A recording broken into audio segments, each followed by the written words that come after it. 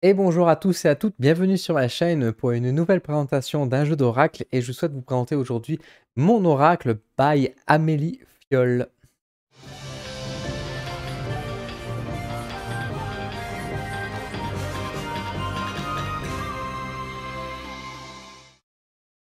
Avant d'aller plus loin dans cette présentation, merci aux éditions Le Livre du Dragon d'Or et également à Marion qui m'a envoyé donc ce jeu à vous présenter sur ma chaîne. Donc merci beaucoup d'avoir pensé à moi et de votre soutien.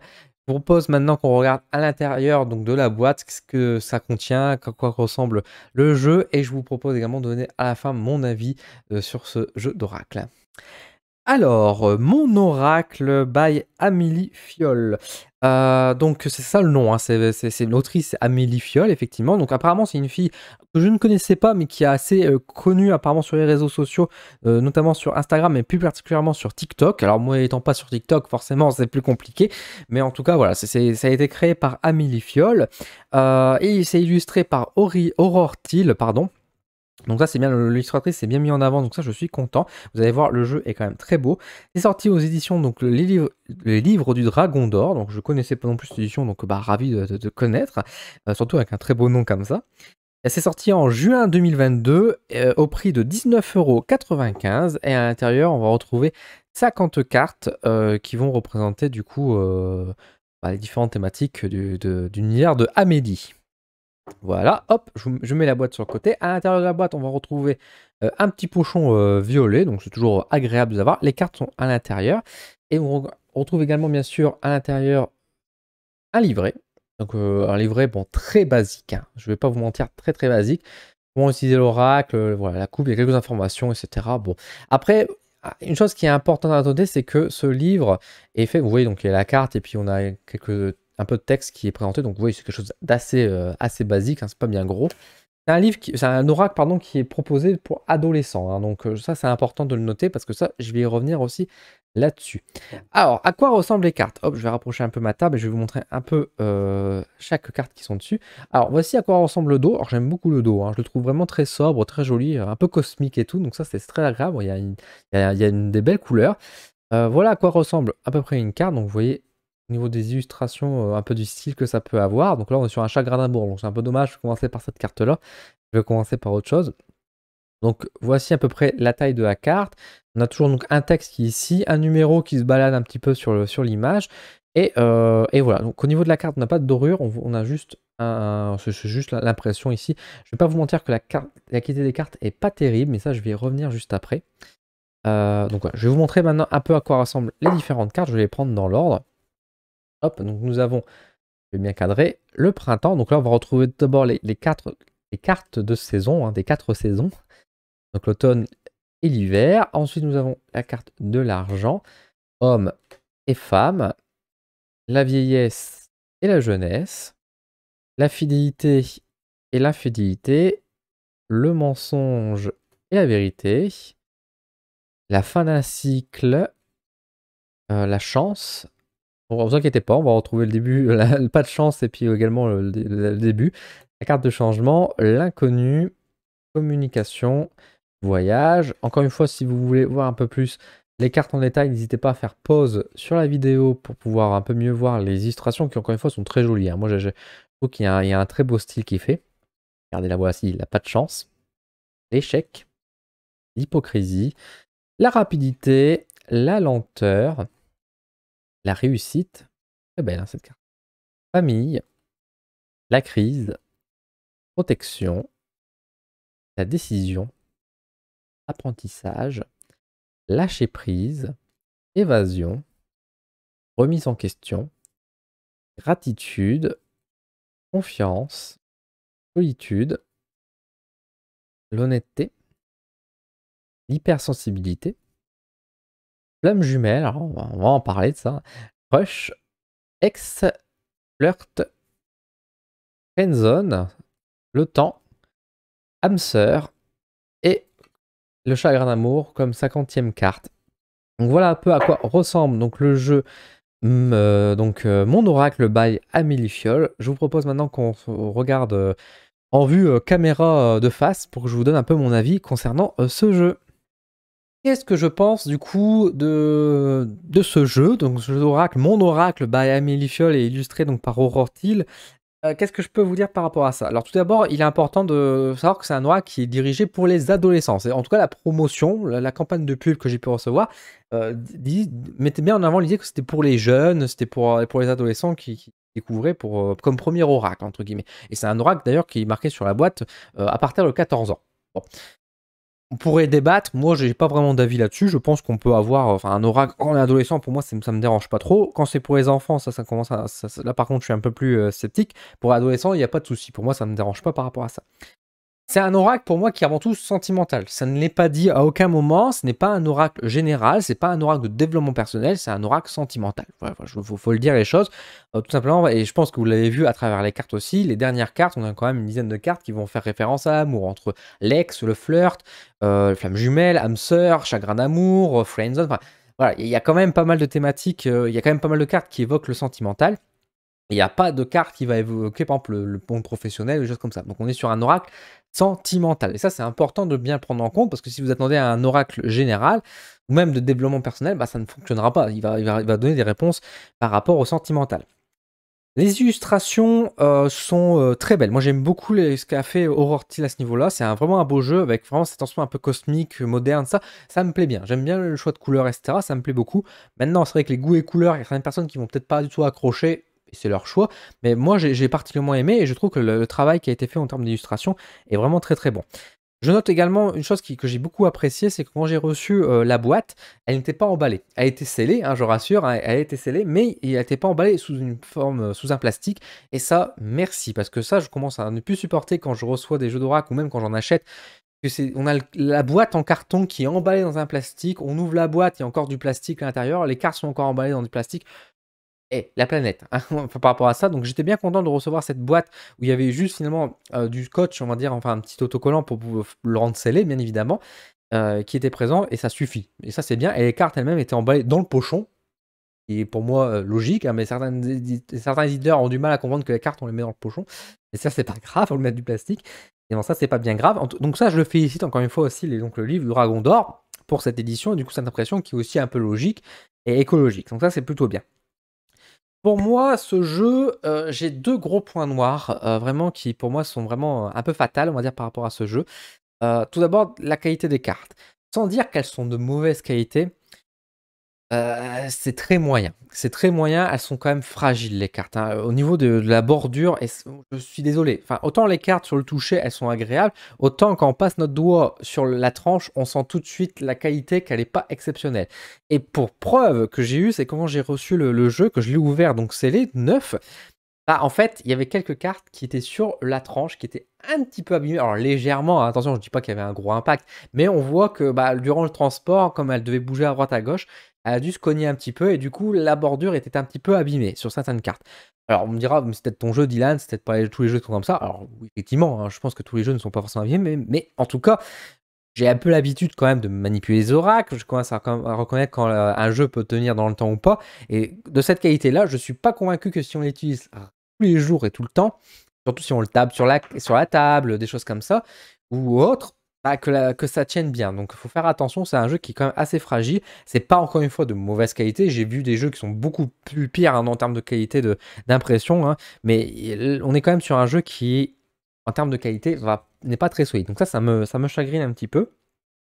Mais là où par contre, je suis vraiment complexé, j'allais dire, c'est pas le bon mot, que je suis vraiment déçu et que je ne suis pas du tout d'accord, c'est la carte de la flamme jumelle. Alors, soyons clairs, dans un oracle sentimental, on retrouve, en règle générale, toujours une carte qui est flamme jumelle. Alors, que ce soit dans cet oracle-là ou dans tous les autres oracles, c'est nul. Je le dis, je le pense sincèrement. Avoir une carte flamme jumelle dans des jeux d'oracle, c'est stupide. Tout simplement parce que déjà, je rappelle, je crois en flamme jumelle, c'est pas ça le problème. Mais les flammes jumelles, c'est extrêmement rare. Comme je le dis souvent, il y a plus de chances qu'on gagne au loto que qu'on tombe sur une relation flamme jumelle. Bon. Du coup, pourquoi dans un jeu sentimental, on va placer une carte flamme jumelle alors que c'est si rare que ça et surtout, les relations flamme jumelle, C'est chiant, c'est de la merde. Je souhaite à personne d'avoir une relation flamme jumelle. C'est très, très complexe, ça fait souffrir. J'ai déjà rencontré des personnes qui sont dans des relations flamme jumelles. J'en ai déjà parlé avec eux, j'ai déjà pu voir et effectivement, il y a quelque chose. Et les gens qui sont dans des relations flamme jumelles le savent. Ils ont pas besoin de jeu d'oracle pour le venir le confirmer. Ils le sentent, ils le ressentent qu'il y a quelque chose. Donc, pour moi, mettre une carte flamme jumelle dans un jeu d'oracle, et donc, de signifier que quand on fait un tirage sentimental et que du coup on tombe sur la carte flamme jumelle, sous-entendu que la personne qu'on sera en face de nous serait une flamme jumelle. Ce qui pourrait donner parfois une excuse pour rester attaché à la personne, pour continuer à avoir, peut-être même pourquoi pas harceler. Hein. Ça arrive, hein, le harcèlement dans les relations flamme jumelle, faut pas croire. C'est loin d'être rose. Donc pour moi, mettre une carte de flamme jumelle, c'est tout sauf une bonne idée. C'est vraiment se tirer une balle dans le pied, c'est vraiment mettre des problématiques et puis et mettre des personnes vraiment, j'allais dire, en danger. C'est peut-être un grand mot de dire en danger, mais en tout cas dans des mauvais chemins. Ça, c'est sûr et certain. Donc, et ça, encore une fois, dans n'importe quel oracle, c'est le cas. C'est pas parce qu'il y a dans ce jeu-là que forcément je crache dessus, mais dans tous les jeux qui possèdent une carte flamme jumelle sentimentale, et il y en a, c'est pas bon. C'est pas bon. Donc cette carte-là, moi je suis déçu, mais là je suis d'autant plus critique qu'on est sur un jeu qui se veut pour adolescents. Donc à 14 ans, on nous propose, c'est à partir de 14 ans, on nous propose de dire à des jeunes, adolescentes ou adolescents, que la personne dont ils sont amoureuses ou ceux qui sont en couple, eh ben, c'est leur flamme jumelle. Donc c'est-à-dire que cette personne-là, tu n'as pas le choix. Elle sera là toute ta vie avec toi. Tu ne pourras pas avoir d'autres relations amoureuses aussi bonnes, aussi intenses que tu as pu connaître avec cette personne-là parce que vous êtes liés à vie. Est-ce que c'est pas stressant? Est-ce que ce n'est pas quelque chose qui est négatif à apporter pour un jeune adolescent? Encore une fois, un adolescent, on commence à devenir mature, etc., mais on ne l'est pas encore mature. Hein, et ça, je ne dis pas avec un air condescendant.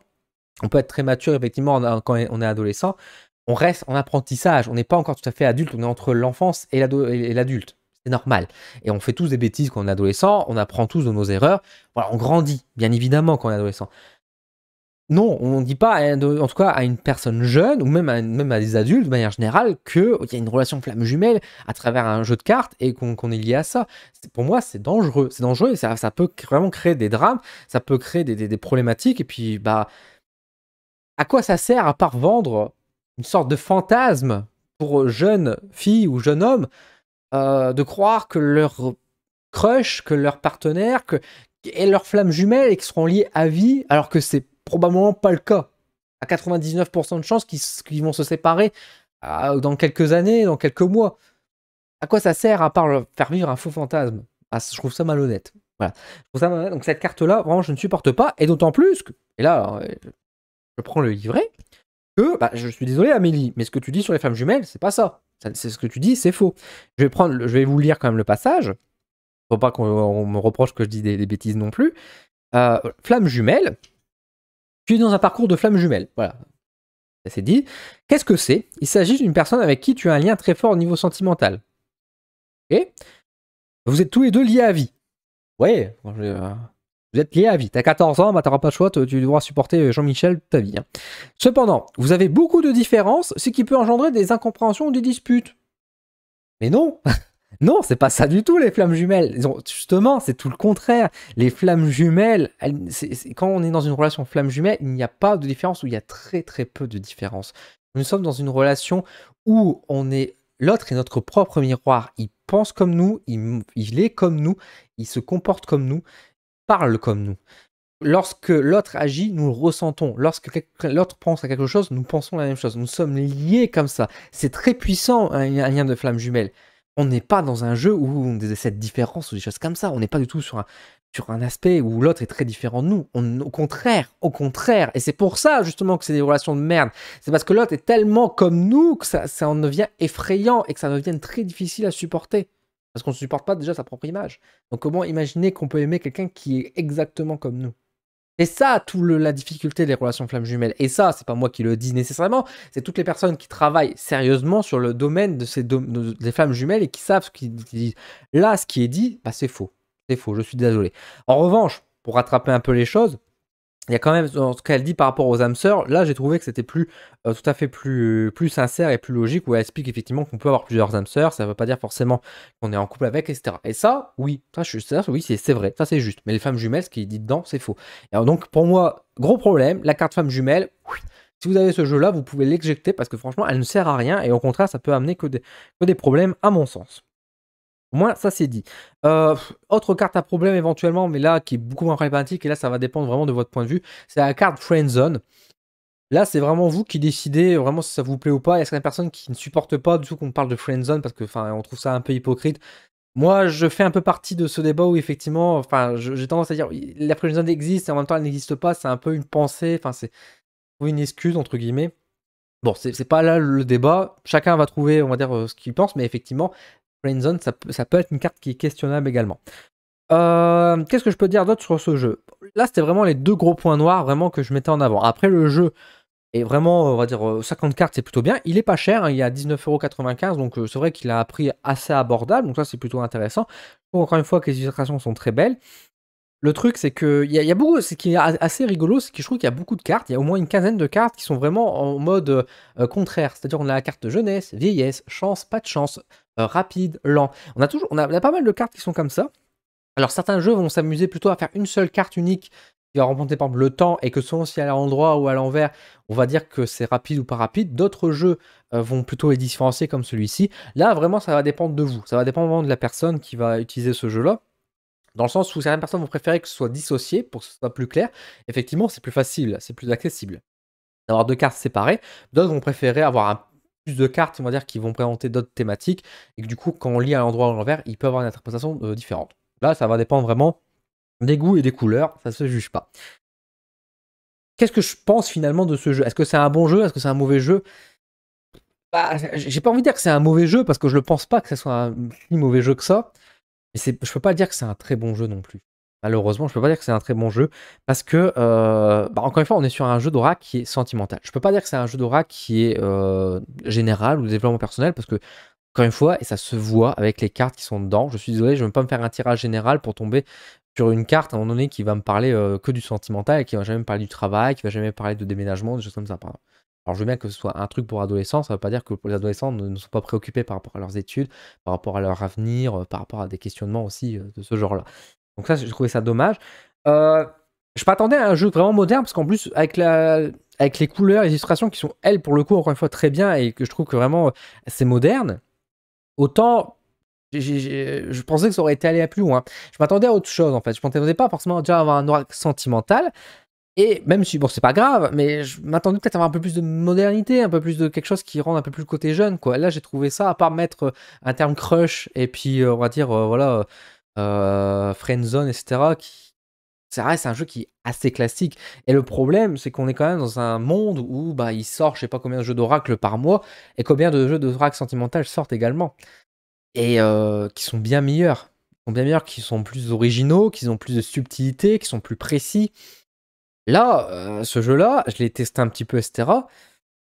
Je dis pas que c'est mauvais, mais ça me donne pas forcément plus de précision et j'ai d'autres jeux qui sont beaucoup plus intéressants, quoi. Et encore une fois, vous cherchez un jeu d'oracle qui fait moderne, qui est complet, qui donne aussi pas mal de précision, qui permet vraiment de faire du développement personnel et pourquoi pas aussi lire un peu l'avenir et que vous voulez vraiment pas cher et cetera. Lucie, l'oracle de Lucie, il est à 14 €, donc il est moins cher. Les cartes sont de bonne qualité. C'est moderne, c'est tout fait. Et c'est pas pour faire de la pub sur l'oracle de Lucie, c'est juste qu'encore une fois, moi, comment on m'a vendu ce jeu, je n'ai pas satisfaction par rapport à ce que je m'attendais, parce que par rapport à ça. Et je trouve tous les arguments qui ont été donnés, je le trouve plutôt dans le jeu de Yena, de Sous Shadow, avec l'oracle de Lucie. Maintenant, encore une fois, c'est pas un mauvais jeu, c'est un jeu qui peut plaire, mais je trouve ça dommage qu'en fait, on va pas beaucoup plus loin. Et encore une fois, bah, ça fait vraiment, c'est simpliste, quoi, c'est simpliste. J'aurais voulu quelque chose de plus. Alors c'est dommage parce que Amélie, je ne sais pas si tu regardes cette vidéo et que tu auras mon propos jusqu'au bout, j'espère en tout cas, je le dis pas avec méchanceté. Je suis content de ton succès et je suis content que tu as pu sortir un jeu d'oracle, bravo, et j'espère que tu vas pouvoir en sortir d'autres et que ça va marcher pour toi, bien évidemment. Le truc, c'est que moi, justement, vu que tu as du succès, tu as quand même 300 000 followers, même plus maintenant peut-être sur TikTok, tu as quand même plus de 30 000 abonnés sur Instagram.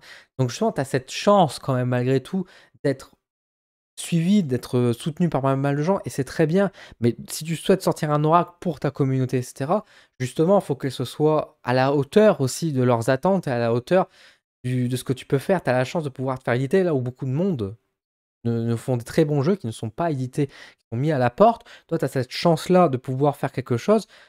Mets-toi justement plus de rigueur, justement par rapport à d'autres personnes qui peuvent se permettre d'avoir moins de rigueur. Ne tombe pas comme plein de personnes sur les réseaux qui sont plus ou moins connus, à bon ou à tort, et qui sortent des oracles business.